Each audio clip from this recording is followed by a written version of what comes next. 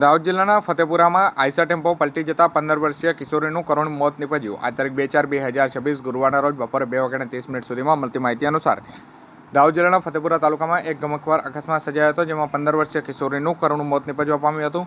મજૂરી કામ કરી અને પરત ફરી રહેલા શ્રમિકોથી ભરેલો એક આઈસર ટેમ્પો પલટી જતા આ દુર્ઘટના બની હતી, જેના પગલે સમગ્ર પંથકમાં શોકની લાગણી છવાઈ ગઈ છે।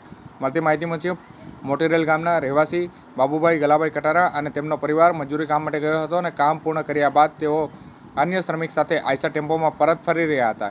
ટેમ્પો ફતેપુરા પંથકમાં માધવા ગામ પાસે ઢાળ પરથી પસાર થતાં ત્યાં ચાલક દ્વારા જે વાહન પરનો કાબુ ગુમાવ્યો હતો અને ટેમ્પો ગફલતભરી રીતે હંકારી ઢાળ ચડાવતી વખતે અચાનક જ પાછળની તરફ પલટી માર્યો હતો।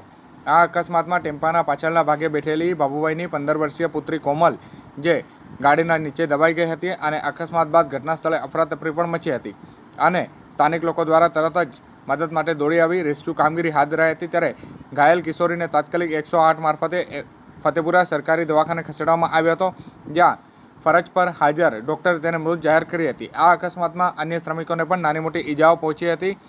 બનાવ સંદર્ભે મૃતકના પિતાએ ફતેપુરા પોલીસ સ્ટેશન મથકે ટેમ્પો ચાલક વિરુદ્ધ ગુનો નોંધાવતા પોલીસે ગુનો નોંધી વધુ તપાસ હાથ ધરી છે।